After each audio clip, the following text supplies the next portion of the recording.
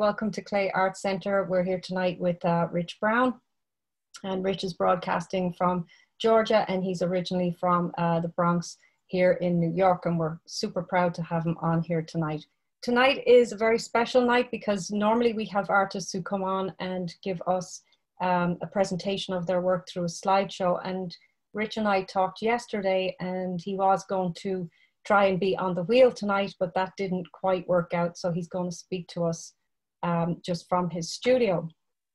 And we did invite people to send in questions before this event, which was really exciting to hear what kind of things people wanted to know from Rich. So I'm going to give Rich some prompts. We talked about this earlier, what we're going to cover, but I know that he has no problem in directing the conversation himself. So I think, Rich, the thing that people asked about the most was about moving from New York and what your experiences were in New York in public school. And if you want to start there, you can take it away. Well, Regina, first of all, I want to say thank you and the Clay Arts Center for thinking that my story was, I guess, important enough to share. I really appreciate it. When we talk about, oh, and I want to thank everybody out here, all 65 of you who also thought that I was important to spend your night with me tonight. I see we have people from all over the world, the country. Iona College is there strong. I almost went to Iona College to play basketball. It was on the real short list. So Gales, go on. And I want to thank Regina for reaching out to Lehman High School, because that's where I graduated from. I started at Truman, but I finished at Lehman. I want to thank you guys for being here and listening to my story. Growing up in New York, what can I say? I'm a Bronx boy at heart. I'm 45 years old, but I still feel like I'm a kid. The Bronx was amazing for me. Friends for a lifetime. I lived in the area. If you're from New York, I was in that 233rd area. I lived on Murdoch Avenue. My parents, we immigrated here from Jamaica. So I was born in Jamaica, West Indies, and I immigrated to the Bronx when I was 3 years old. I attended elementary, junior high school, and high school in the Bronx, and I'm a graduate of Lehman High School. The journey to come to Georgia, well, I had two choices. It was either Georgia or it was going to be Toronto. But my father-in-law lived in Georgia, so my wife said, hey, we're going to Georgia.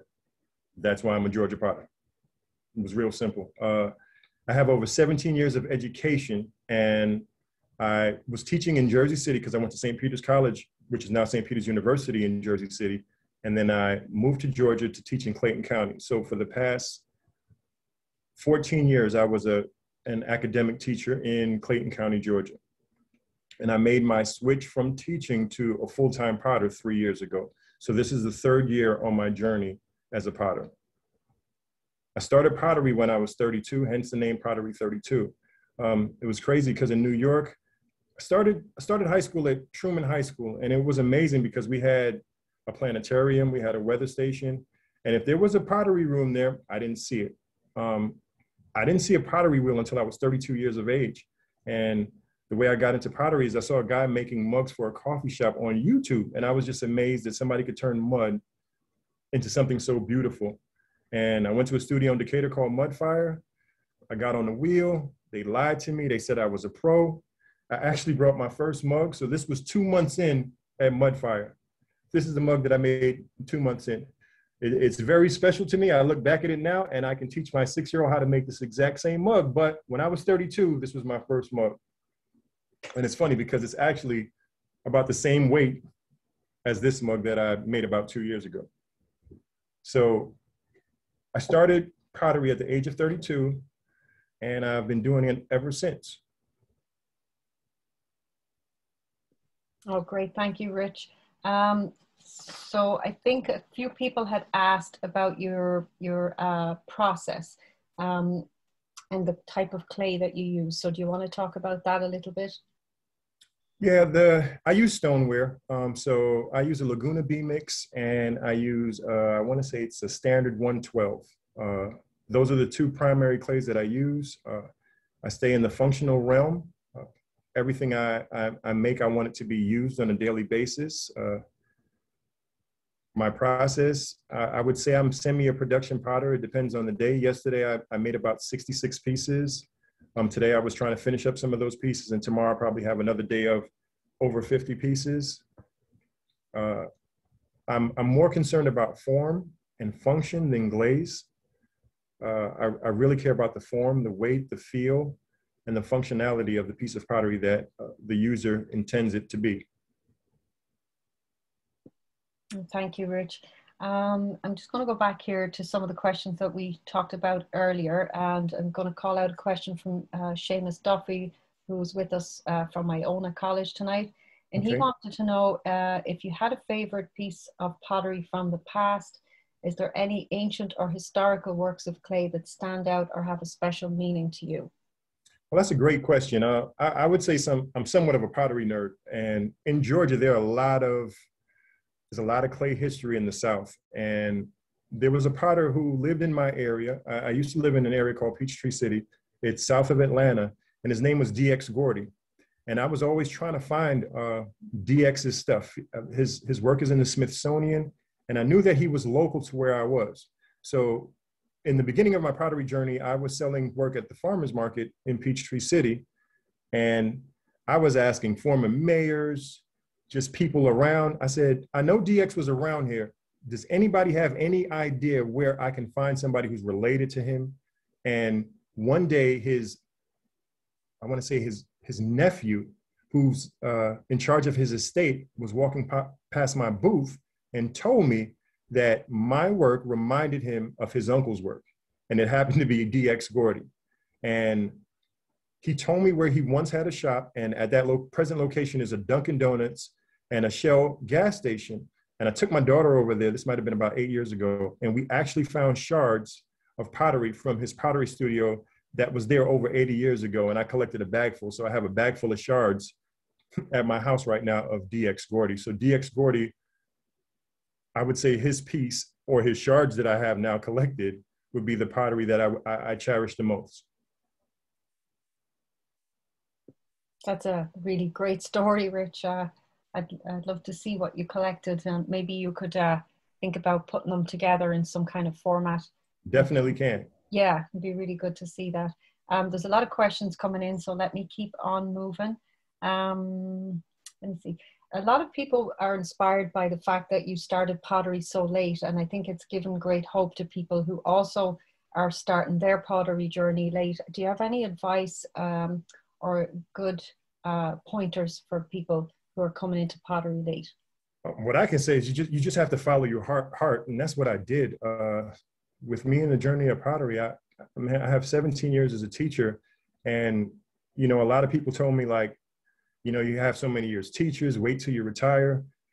And I'm not going to live, I guess, with somebody else's fears in what I can do and what I can't do. And I don't know if I'll be around until I retire. I don't know if I'll be here tomorrow. So pottery is in my blood. I'm so passionate about it. I do it every day of the week. I just took a leap of faith and said, you know what? Let me do it. So for you out there, if you're new to this, if you believe in yourself and you believe in your skill set, you take that leap of faith. You only live once. And I've started the journey 3 years ago, and I'll never look back. When I was teaching, I had summers off, and hats off to all the teachers, because you need the summers off and you need your weekends and you need your holidays. But I truly found my passion as a potter, and I work 7 days a week. I don't take vacations. And if I'm at home, I can't just sit at home. I have to come to the studio and I have to touch clay. It's just a part of me. So if you have that love for clay or a love for anything, you got to do it. Thank you, Rich.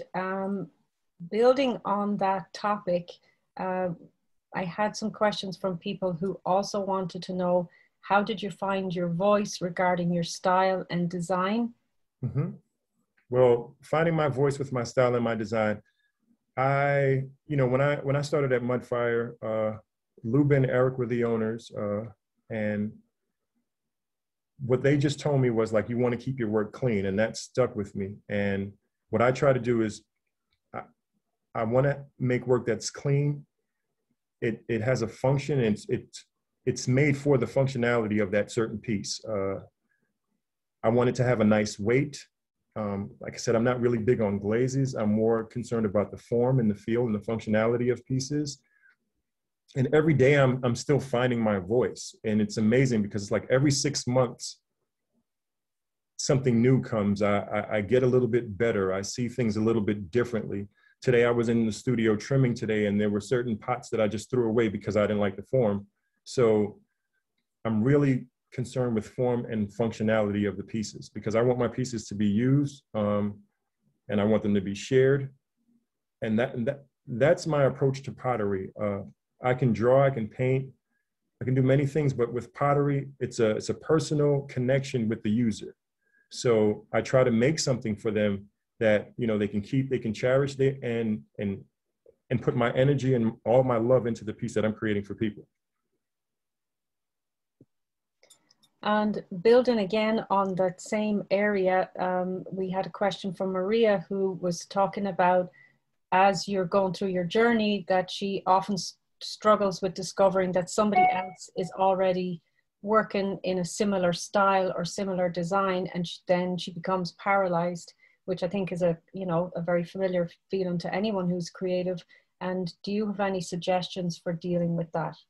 Well, you know, I deal with the same thing, but what I say, if you didn't see it and you're not mimicking it because you saw it and it's just something that you created on your own, you have to go with it, because nothing is new. And we always say in the pottery world, we always like to borrow. So people are going to borrow your style, and as long as you didn't see it and just try to make a replica of what you saw, I think it's totally fine. I have to agree with that. The other question that Maria also had was, did you have any suggestions for dealing with the inner critic that often creeps up, especially for those of us who are late bloomers? I am the worst critic of myself. I am so hard on myself, but I have to realize that the clay, like we are all individuals. So each piece has its own voice, and sometimes you just have to let it be. Some people like to say that, you know, I'm a perfectionist, and I'm trying to get away from that and just allowing the pottery and the clay to be what it's supposed to be. Get away from that. What I would say is that for the craft and for the art, try to do the best that you can do at that given time. So right now, Rich Brown is the best potter that Rich Brown could be today, February 23rd, 2021. And that's all I can give you. And I think that's how you should approach it as well. Just be honest with yourself that you're doing the best you can at that given time. I had quite a few questions, and you and I had this discussion. We started it yesterday, and it popped up between us again this evening, talking about the positive impact of the arts, and especially of clay, on young people and access to clay. Do you want to talk a little bit about that, especially in relevance to the socio-political landscape? Well, you know, I do a lot of outreach to local schools. Every year I go in and I read a book called Dave the Slave Potter to them, and I introduce the wheel to students, and it's amazing, their reaction. And a lot of times that I see, like in the inner city schools, it's the first time kids actually have seen someone on the potter's wheel, and they're so fascinated, they want to do it. And it's really important, and I wish that, you know, art isn't taken out of schools. And sometimes I just believe it's taken out of schools to give, so people don't have a voice, so you can't be creative. Creativity is a dangerous thing, and it's a beautiful thing. And, you know, as a teacher, a lot of times the system was set up to teach the kids to be robots, and art just breaks down those walls. It makes you think, it makes you observe. And, you know, we definitely need art in the school. So, you know, people like us, Clay Art Center, if you're out there and you're a potter, it's our job. If the educational society won't do it, we have to do it. We have to show it, and we have to be the voices. So in your local communities, if you can get out and bring your potter's wheel to a classroom and just show students that there are other things out there. Because I don't really meet too many kids that are not mesmerized by the potter's wheel. I haven't met one child who has not been mesmerized by the potter's wheel and wanted to do it. Thank you. And I saw a question. It's called Dave the Slave Potter. I think I have it somewhere down here, but it's called Dave the Slave Potter. Let's go back to some of the questions that are coming in. Michael Orr asked if you were an artist with any other mediums before the age of 32. Yeah, I used to draw a lot, and paint, acrylic painting. So I had and I would say I was self-taught. I didn't go to school for art. I've taken art classes, but I'm not an art major. My major was in administration and supervision and education, because from the time I was 13, I wanted to be a principal. And then once I got down to Georgia and I started to do clay, it just shifted. And now I just have to get my hands in clay. I think I do want to teach again, and probably on the collegiate level, but for now, I'm going to spend my time in clay. A couple of people are asking where they can get your work, and I'm just going to jump ahead there and say that if they are patient, we will have some at Clay Art Center and on our website, on our online shop very soon. I would also like to ask you, being that you were there in your studio, do you want to bring any pieces in front of the camera and maybe talk about those pieces and show them off? Do you have anything to show us tonight? Yeah, hold on one second.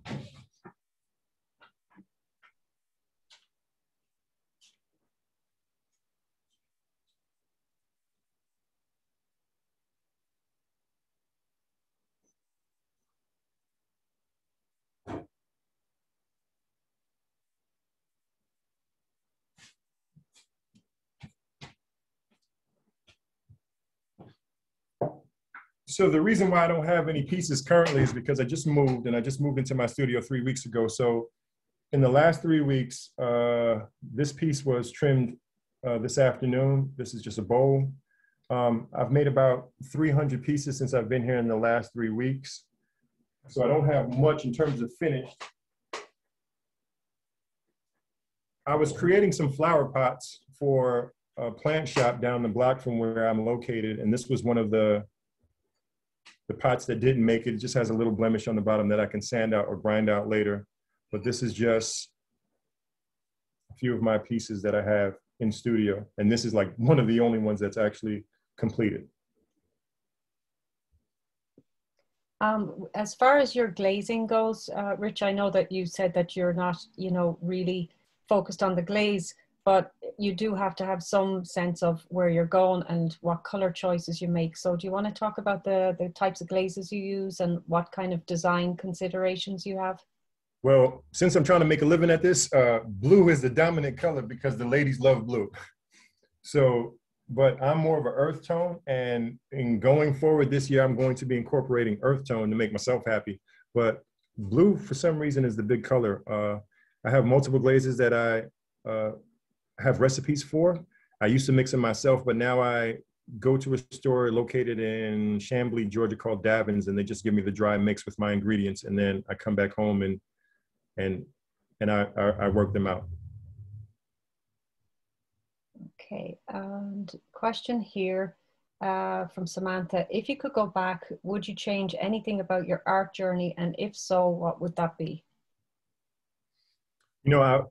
If you asked me this question maybe 2 years ago, I would have said that I wish I was an art major in school, but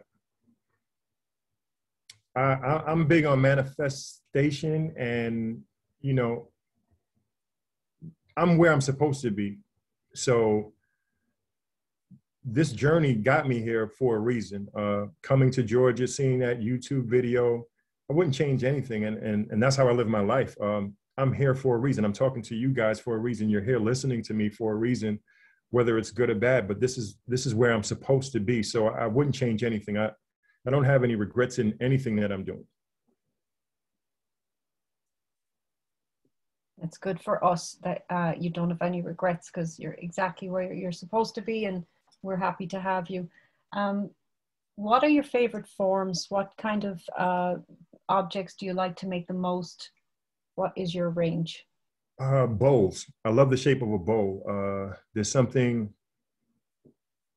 I just love this shirt. I love the curvature of a bowl, and I love when it's done properly. I actually really like to trim my pottery. So I don't like glazing, but the actual throwing of the pottery is something that I enjoy the most, and the shape of a bowl, because I'm never going to master the shape of a bowl. and that's the beauty of pottery. You know, when I was a teacher, I thought about retirement. And then when I became a full-time potter, I don't want to retire. I think the story is going to be better when I'm 62 and I started as Pottery 32. Pottery always kicks my behind. I'm never going to win. Like, I'm never going to win. Every day, a bowl is still a challenge to me. A mug is still a challenge to me. The weight of it, the feel, the form. I would say that my bowls are, and I couldn't even say that. I was going to say that they're a bit lighter this year, but I used to make them really light, but I saw that that's not the most functional when they're going to be used in the kitchen on a daily basis. So the form of, I guess it's just a bowl, I guess. I think I love that the most. There's something almost like, it's like a human characteristic with the forms of the curvature of a bowl. I know that we talked about how you see your pieces as part of a way to communicate and a social, for people to use in a social setting. Could you talk a little bit about that, about your philosophy behind your work? Yeah, because, you know, when you asked me about, you know, showing a slideshow, and I was like, nah, I don't have a slideshow. When it comes to pottery and it comes to this art form, you know, at the end of the day, I want people to say he was a good potter, but I want people to say he was a good person first. And pottery is my conduit to get towards people. I had a friend who, she just told me that she was dealing with breast cancer, and she just got surgery before Christmas. And you know what she said? She didn't tell me about it, but she said, I was using your mug every single day. So my synergy and my energy was with her. And I hear that all the time. We use your bowls every day. My father uses your mug every day. You can't touch my father's mug because you made it. I'm at everybody's table. I'm in different countries. I'm in different states. I'm a part of the conversation. And I just love that. You know, when I'm doing my pottery, I'm listening to hip hop. So my pottery's coming from the Bronx, and it's everything that I have. And I put everything into the pieces that I create. And there's a synergy and an energy about that, you know, that I love so much. You know, when I was painting and drawing, it's something that's going to be on the wall, and it's something that could be admired from time to time. But when you are creating something out of clay that people are going to use, it's just amazing. In the new year, pre-COVID, I was supposed to meet up with a bunch of chefs, and we were going to plate different dishes on my plate. So once post-COVID is over, we'll be doing that, and I'll be changing my webpage to highlight that more. Just think about, you know, you have a recipe and it's been passed down from generation to generation. I think I should be the canvas, or any potter out there should be the canvas for which you plate that food. And you know, food is just such a big thing in all cultures, and I think we should really care about what we're plating our food on, because it's history. There's just so much history involved in cooking, and I would love to be the canvas for what anybody's preparing. Thank you so much, Rich. I have a question. I've got several questions here on the side. Let me address this one first. Tanya wants to know, do you sketch out a series as part of your design process, or does it just come from you? No, I'm not that potter. I don't sketch anything out. I have an idea of what I want. And I shouldn't say that. Every once in a while, I might sketch something out, but instead of sketching, I'll sketch with clay. So I'll make my mistakes with clay. So I'll make something, if it doesn't look right, I'll make it a couple of times until I see a form that I like. And after about the 10th piece, that's when I start to get into a rhythm. So my sketching is with the clay itself. We have a question here from Jessica, who's one of our staff members at Clay Arts Centre, and she wants to know, as a production potter, how do you pace yourself when making so much work each week? Do you train yourself mentally or physically in any way? And she wants you to know she's in awe of your energy. Well, as a former basketball player and a former coach, like I coached at St. Peter's College, I've coached middle school, I've coached high school. Clay is just like, to me, clay is just playing a sport. It's all about form. So as I'm thinking about it, you know, my elbows are tucked, and it's just a rhythm, and it's just a motion. And as I'm throwing, I don't try to waste motion. So most of my cups now are just done in 2 motions or 2 pulls. I think about every cup when I make it. And I don't know if the other potters out there are the same way, but I think about it. I talk to myself like I'm compressing, I'm pulling up every single cup that I make. every single bowl that I make. There's a thought behind it. I never get into a rhythm where I'm not thinking about the actual piece that I'm making. I get into a rhythm, but every thought is on that particular piece at that particular time. And I think that's how I'm able to knock things out. So if the clay is prepared, I probably couldn't make a mug. If it's a basic form like this mug, it would take me about sometimes 60 seconds, 65 seconds to start the form or finish this off the potter's wheel. Once the ball of clay is made, I can finish a mug in about 65 seconds when I'm in rhythm. Oh, that's amazing. Brianna wants to know, while you're doing your pottery, are you able to express your feelings? All the emotions are in the clay. I definitely can. And just being a studio potter, I'm by myself. Every studio I've been in, it's just been me, except for when I first started at Mudfire. But once I became, an independent potter, I have so much time to just think and reflect and just be thankful for life. And all of that energy is into every piece that I create. That's why I always say it's about people, and it's not really about the clay. It's about the people first, and the emotions that I have that I put into my pieces, is a direct reflection of the piece. So there's just so much energy in this piece. Like I remember making this piece.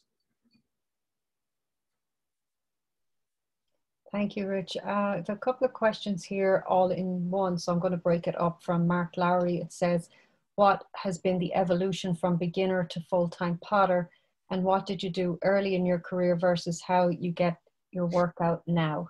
He has a second part to that, but we'll deal with that first. Repeat that question one more time, Regina. What has been the evolution from beginner to full-time potter? What did you do early in your career versus how you get your workout now? The evolution in and I'm looking at the pieces if you see me staring off, because it's like they're actually giving me inspiration. Evolution is just, I guess, just consistency. I heard someplace on, I believe it was Simon Leach, somebody I follow on YouTube. I pretty much saw every YouTube video you can see. And it was just saying, like, if you can make 20 pieces in an hour, you can be a production potter or something like that, or a studio potter. And I got to the point where I could make 30, 35 pieces in an hour or something like that. And once I did that, I felt comfortable enough to say, well, I probably can do this. I got a lot of orders from local businesses, and that's something that was able to help me, I guess, continue the journey to say, all right, I can possibly do this full time. Thank you. He had a second part, well, actually third part to that. He wanted to know, where do you hope to go as far as selling to a larger audience, which I think you kind of addressed that when you were talking about creating with restaurants and chefs in mind, but do you have anything else to add to that? Where I plan on going, I just really want to be able to take care of my family with what I'm doing. I'm actually trying to become a faster potter. And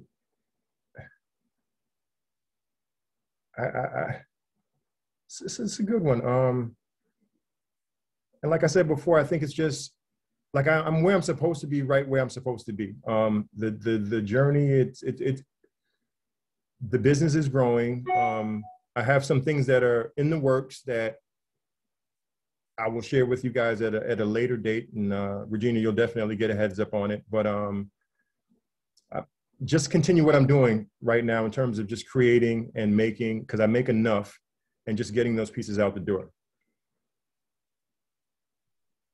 I think a lot of people are in awe of the amount of work you're putting in and the volume you're putting out, which is really great.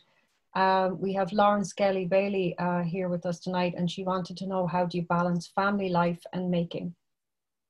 Well, the beauty of being a potter, actually, I have more time than when I was a teacher. Something that I said to myself, my daughter, I have a 15-year-old daughter and a 6-year-old son. And I remember I wasn't able to walk my daughter to school the first day because I was there for other kids. And I told myself that when my son starts school, I'm going to walk him in at the first day of school. And I just remember my parents used to work hard in New York. My father would leave the house at 7 and sometimes come home at 9 because they would be taking the train, and my mother did the same thing. And I said, I didn't want to be that parent. So pottery actually gives me the ability to be able to take both of my kids to school, and I pick up both of my kids from school. I'm a night owl and I'm an early riser. So a lot of times when they go to bed, I'll go to work. When they're in school, I'm at work. I'll get up before they'll get up, and I'll come to the studio, and I can bring them to the studio as well. So, and I have a great wife who, you know, she's wonderful with helping me raise the children. And being a potter and an independent potter has actually given me more time than when I was a teacher to be with my family. Because when I was coaching, I had no time. And when I was teaching, I had no time because I was out the house all day with other people's kids. So stepping into it this way, I have that time now to be with family. And I just think, you know, family and friends and community is just so important to me. So this is actually, you know, helping me spend more time with my family. Thank you, Rich.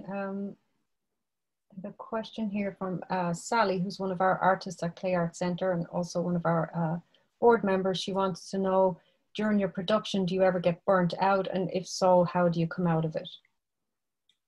I don't get burnt out with production. I get burnt out with other things that messes with me, and then I can't think.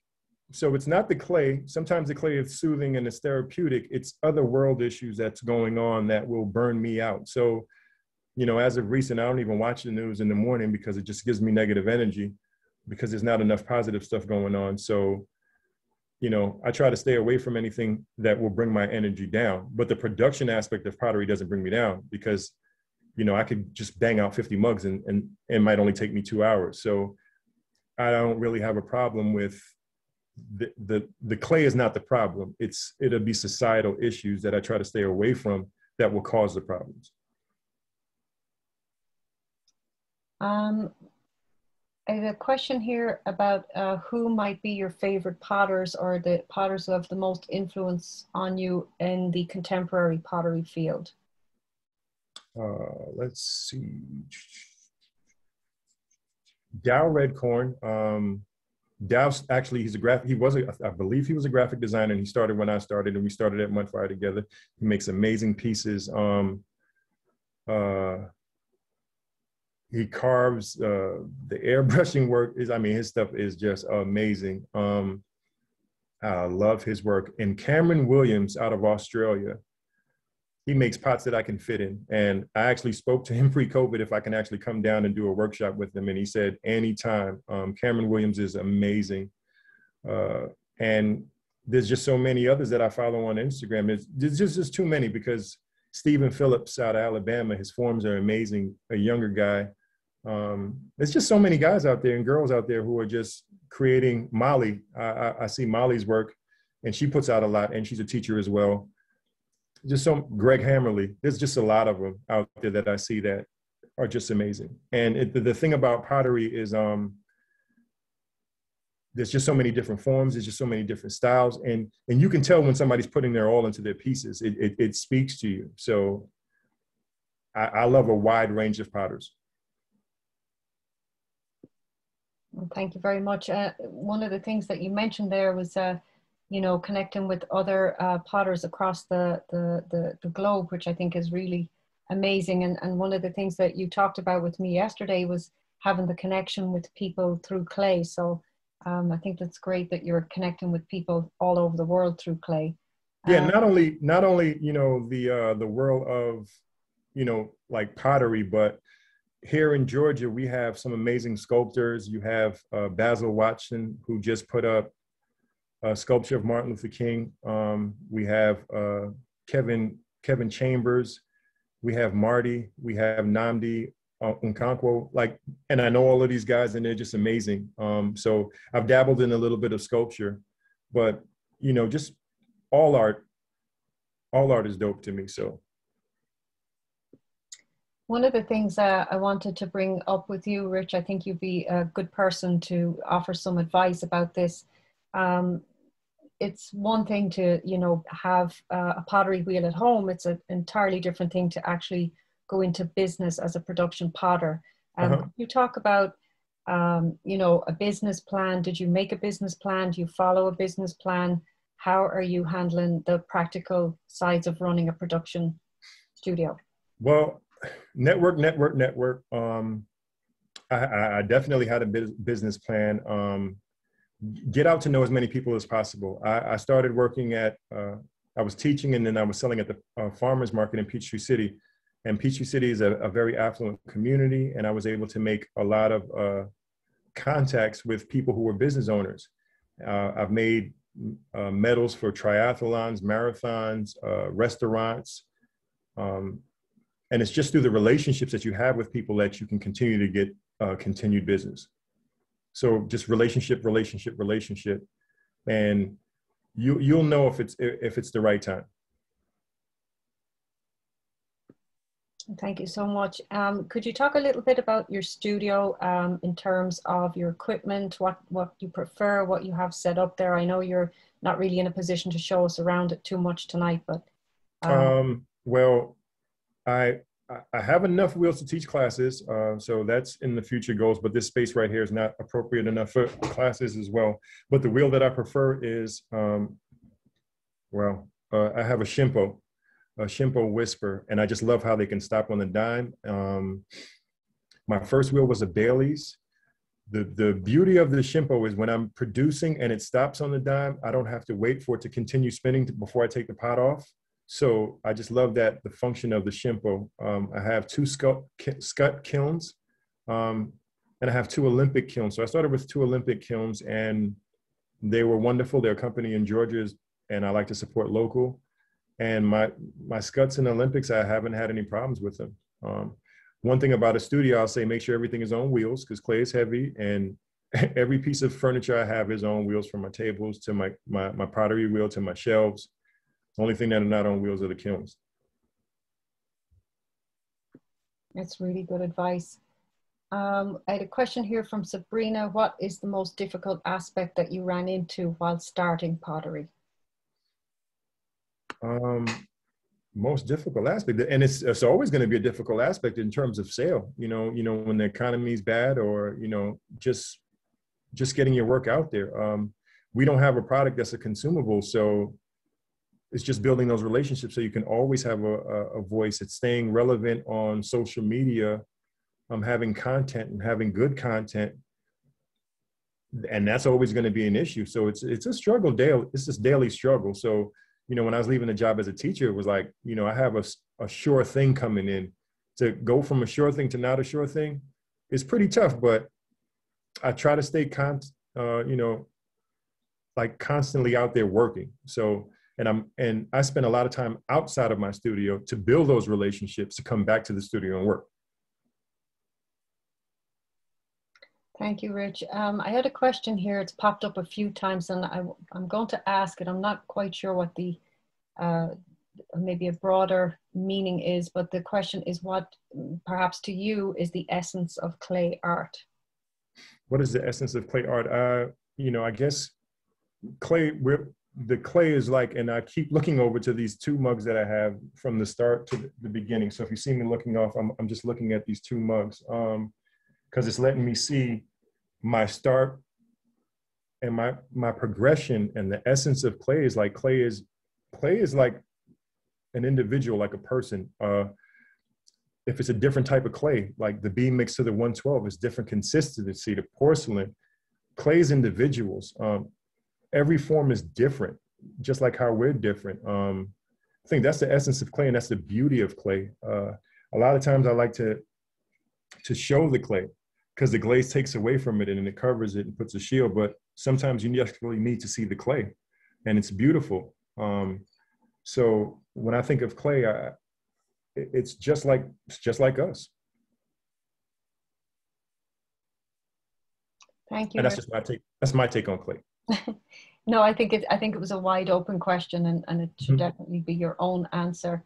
I'm just looking back through the questions here to see, did I miss any of them? Is there anything else you wanted to just jump ahead on yourself? I'm just so happy that so many people are interested in just learning about clay,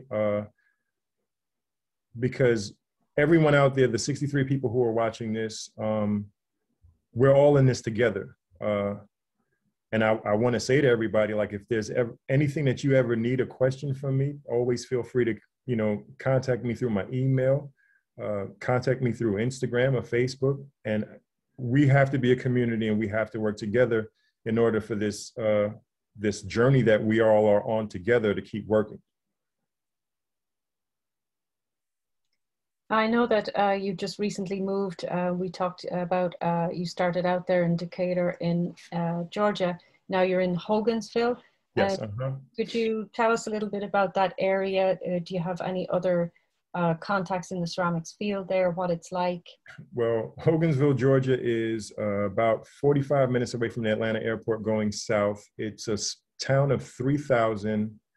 Coming from the Bronx, New York, it's another world. But it's a small town that I'm here, and I moved here because I'm with a bunch of young guys who are trying to revitalize the town. The town was once doing well because it was a mill town, and the mayor and the city manager and city council, everybody wants to see this town grow again. And I made a journey to this town about 5 years ago, and Clay brought me to this town. So a friend of mine came to my house, and I had a potter's wheel for sale on Craigslist, and he said, "Have you ever heard of a town called Hogansville?" I was like, "I have no idea where that is."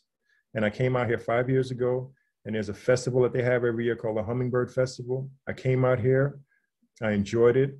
I love the people in this small town, and what I'm just trying to do is revitalize the town, and we're trying to do it through art first. And it's a tough road, but we're making a little noise already. We started a organization. It's called Pioneer, and there's a collaborative art space that just opened, and I'm in the basement of that collaborative art space because it had the most room for me.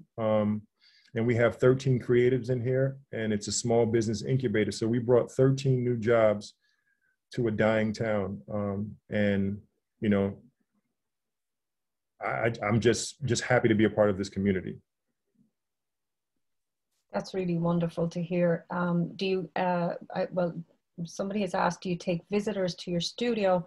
And I was also going to add to that, do you see yourself taking on interns in the near future to spread the skills and the creativity that you have yourself? Yeah, definitely. I do take visitors here. It's just not set up to be a learning environment. So I have to eventually find that space, but I do take visitors. If you ever come to Hogansville, I'll give you a tour of the town because that's what I do. And I'm here to teach. I'm an educator. My mother was an educator. My sister's an educator. She's working in a school in New Rochelle. So that's for all the Iona people out there. I'm from a family of educators. That's all I ever wanted to be. I'm doing pottery now, but I still share, the art of pottery, and I still teach people how to do pottery. And anything that I can do to help out there, whoever's watching, I'm always here for you. Do your children come to the studio, Rich? Have they? All the time. Yeah. My 15-year-old, she could rather be on Snapchat, but my 6-year-old son, he's the creative one. So he's always creating, he's always drawing, he's always playing in clay. And they like the clay. They love the clay. Yeah, it's good. It's good to share with your family. Mm-hmm. I don't know if we've any more questions. Let me see. If there's any more questions, I'd like to invite people to type them in, or maybe raise your hand if you want to ask a question live. We're about 50 minutes in, so we have another question. Let me see. Sally said, "Thank you for sharing your amazing journey and your inspiration to create, and looking forward to having your pots." And thank you, Sally. Thank you for coming. Yeah. And thank everybody for coming. I really appreciate it. And I hope that, I know I'm not the potter's potter in terms of, the really artistic answers and stuff like that. But I hope you got something out of this. Well, Rich, I think that the inspiration is exactly that, is that you didn't come through what people would consider maybe more traditional routes, going to college, doing a residency, but you still have the same passion, and you've still dedicated yourself and made a success of it, which I think is just so inspiring, and why people are so attracted to your work. Let me see more thank yous. Lots of people saying thank you. What a wonderful conversation from Judith. Thank you, Rich. This was great. Thanks for sharing your journey, from Diana. Mark Lowry said you've been real and great for us all, which I think is echoing what we're really here for tonight. Rena said you are a people's potter, and wishing you lots of success in your journey. Jean said thank you for sharing the richness of your life, which was very nice. Nick Kahn said thank you. And John Power said you are an extraordinary human and artist. Thank you. Looking at your Instagram page, beautiful work, love your photos. Do you want to shout out your Instagram handle there? Yeah, so find you. My Instagram is Pottery32, and my website is www.pottery32.com. And I just want to thank people again, and I'm actually getting teary-eyed, because at the end of the day, I just want to be I want to be a good person. And when I see the comments that people are saying that it's not about pottery, it's about the people, and that just moves me. And I'm sorry, but that moves me. That's amazing. I'm so happy, Rich, because after we talked yesterday, I was the one getting teary-eyed because I was so excited. And then today, when we connected with your previous high school, you think it was me that went there, not you. I was so happy. So I'm really, really glad that you're getting something, you know, getting such a connection out of this. I'm just looking to the side, just like you. I'm reading thank you for your inspiration. Many thanks for sharing your story, and best of luck in your new home and studio in Hogansville. That's from Tracy. And lots of thank yous. Lots of people saying that you're so inspiring and amazing. And thank you for sharing your journey. So Rich, I think we can wrap it up safely. I think you've covered just about all the questions that I got in. And thank you for allowing us to let people be a part of the conversation and to send in the questions. I think that was really amazing, and it was really nice to let the conversation be driven by the people who came to listen to you. And I really appreciate it. This was really good for my soul. We just need more positive stuff out there, and you know, this is wonderful. This is a beautiful thing. And just before we sign off, just let everybody know that we are anxiously awaiting the Rich Brown delivery to Clay Arts Centre, which I know he's working on, and we will have in a couple of weeks' time. And we'll be posting that on Instagram and letting people know. We'll probably reach out to everyone who attended to let them know that we have your work. And just a last question here. So wonderful that you found your passion, and thank you for sharing with us. And thank you for positivity and inspiration. I needed this. So that's a great note to wrap up on. Rich, thank you so much. Thank you for all the amazing conversations we've had. And let's not forget another shout out to the Bronx, because we can't forget that. All day. We just can't forget that. 233rd Street for me and you, definitely. And thank you as well to some of the people from Rich's previous high school who attended tonight. I think that's great that they were a part of this conversation. And we'll see you all again soon at the Art Centre. Thank you. Good night. Thank you. Bye-bye.